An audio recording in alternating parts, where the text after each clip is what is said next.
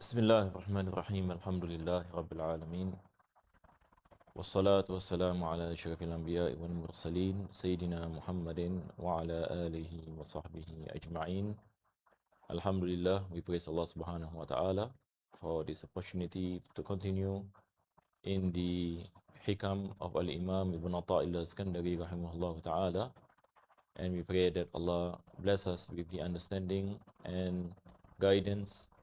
May Allah bless us with the ability to practice what we have learned from these wisdoms of Shaykh Ibn Atta'illah Iskandari. And may Allah subhanahu wa ta'ala bless us in this night of Ramadan with Laylatul Qadr, with answering of prayers and forgiveness of sins. May Allah protect us and protect the ummah from all difficulties, trials and tribulations in dunya and akhirah. Ameen ya Rabbal Alameen.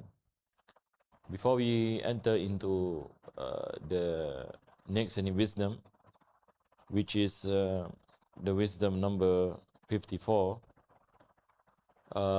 there is a connection between the wisdom and before it, where Shaykh Ibn Atta'illah Iskandari, he's speaking about the meaning of Al-Warid. And we mentioned that the meaning of Al-Warid, it is an inspiration. It is an inspiration. And we mentioned that there are two types of inspiration. An inspiration that comes from outside, and the inspiration that comes from inside. And sometimes Allah gives you any inspiration when you recite the Quran. Sometimes Allah gives you inspiration when you attend gatherings. So this is a type of inspiration that comes by the means of your actions outside of you. Sometimes Allah bless you with the inspiration that comes directly into you. So this is what in Tasawwuf our scholars call it Al-Ilham. That's what Allah mentioned in the Quran, فَأَلْهَمَهَا فُجُورَهَا وَتَقْوَاهَا. So Allah subhanahu wa ta'ala, He inspires His servants. This is also mentioned in Surah Taha, when Allah speaks about the mother of Musa alayhi salam, where Allah subhanahu wa ta'ala mentioned, وَإِذْ قَالَ رَبُّكَ where the mother of Musa alayhi salam, when he gave birth to Musa alayhi salam, and he reminded Musa alayhi salam when he said, إِذْ أَوْحَيْنَا إِلَى أُمِّكَ مَا أَوْحَى.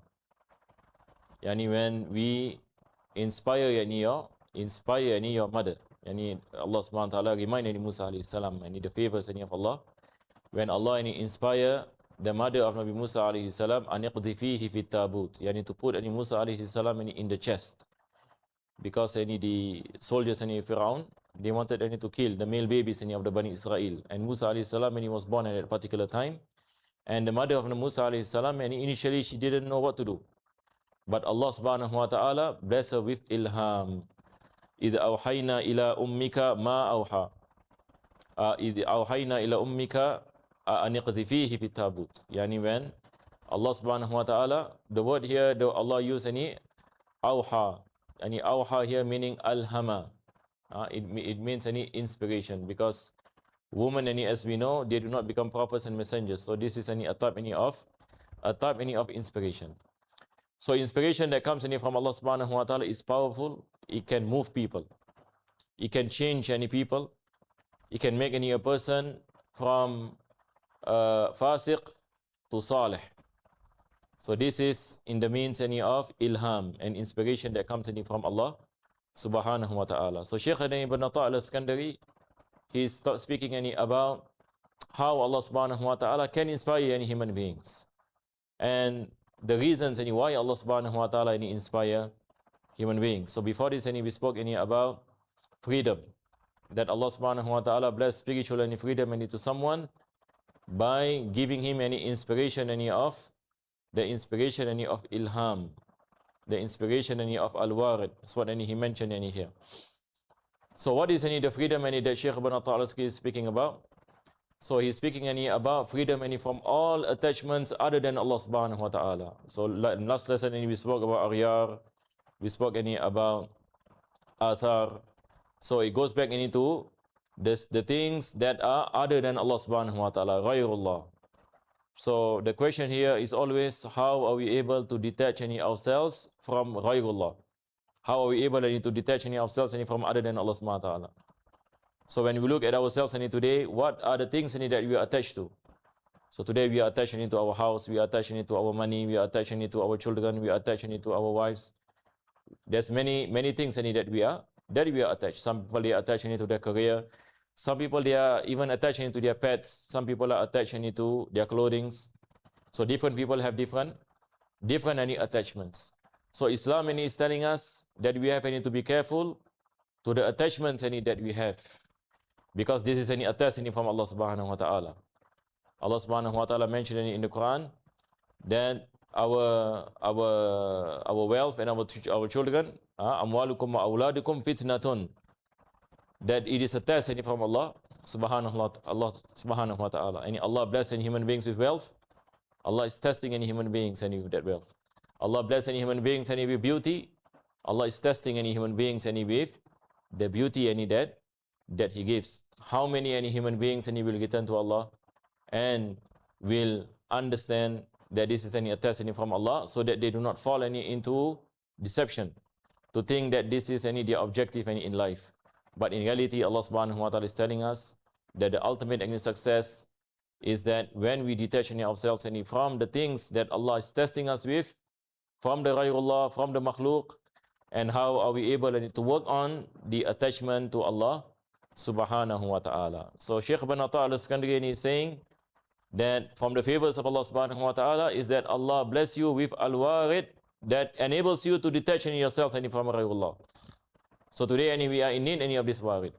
We are in need of this ilham. We are in need of this inspiration. So in our last lesson also we spoke about how are we able to attend, how are we able to attain this al-warid. We mentioned with a lot of things, with the obedience to Allah subhanahu wa ta'ala, refraining from the prohibitions of Allah, putting ourselves in the majalis of zikr, majalis of knowledge, putting ourselves with the awliya salihin, the ulama al-amilin, being in the presence of the saints. So sometimes when Allah bless the saints with this inspiration, we will also attain it by the virtue of us being together with them. This is what Imam al-Haddad he mentioned in the beginning of his book Adab Sulukil Murid, that he mentioned that the first thing that a seeker to Allah subhanahu wa ta'ala is in need of is al-ba'ith. Imam al-Haddad used the term al-ba'ith. This is the same meaning as what Shaykh Ibn Atta al-Iskandari is saying here. That is al-warid.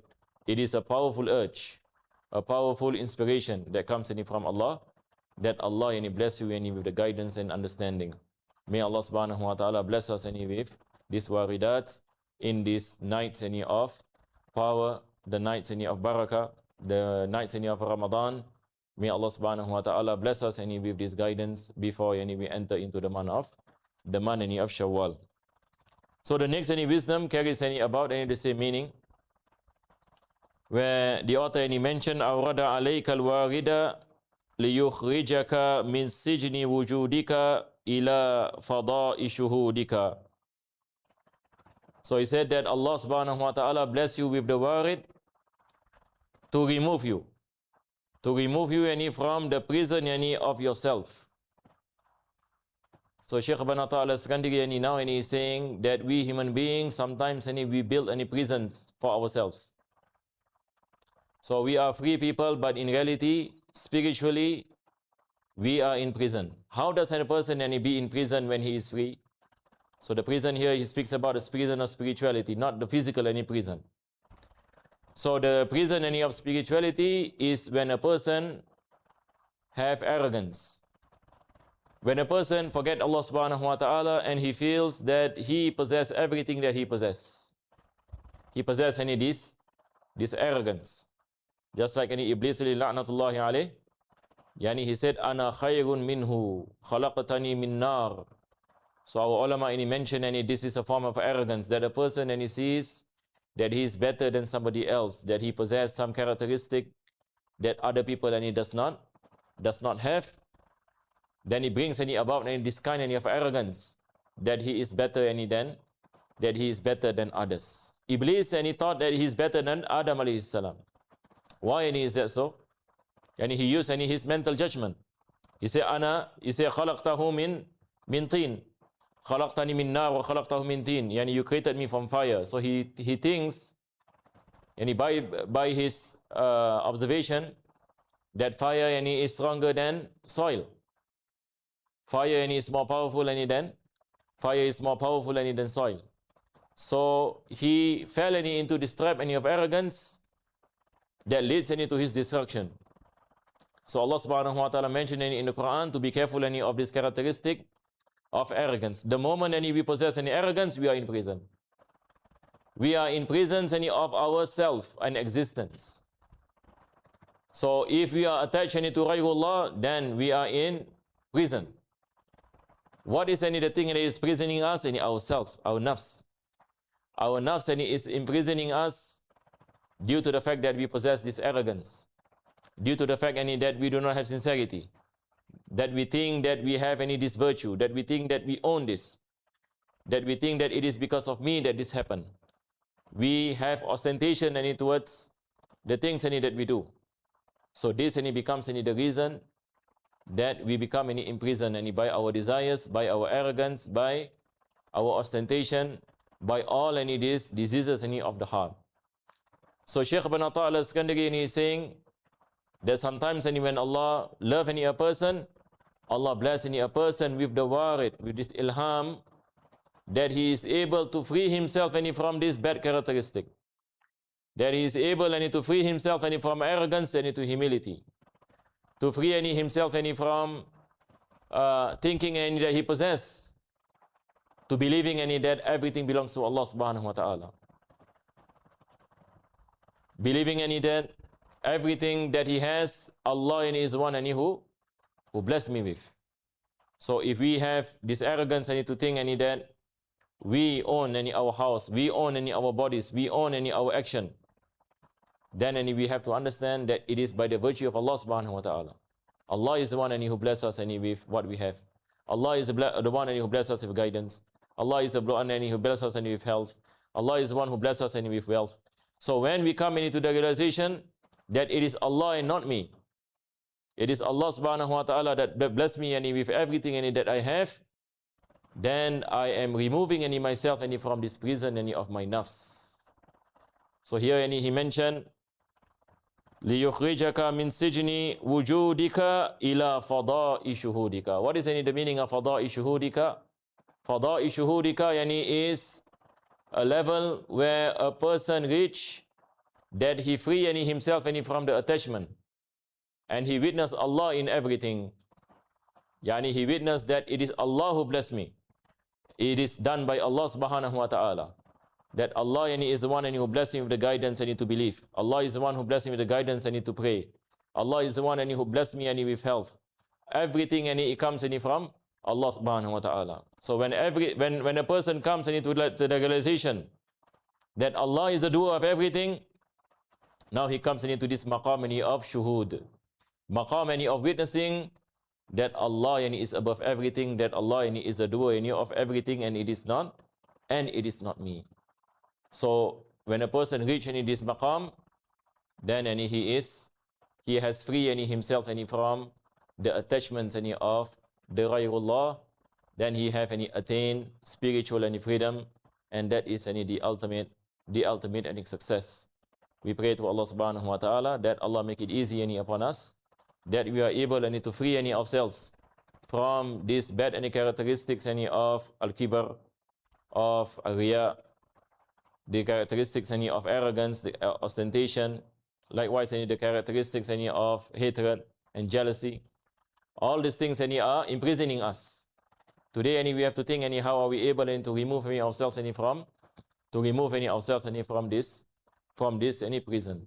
We are in need of the guidance from Allah subhanahu wa ta'ala, the warid or the ilham that comes from Allah subhanahu wa ta'ala. So we pray that Allah subhanahu wa ta'ala bless us with this guidance, bless us with this inspiration, this divine inspiration, that we are able to be closer to Him in dunya and akhirah. Ameen. Ya Rabbal Alameen.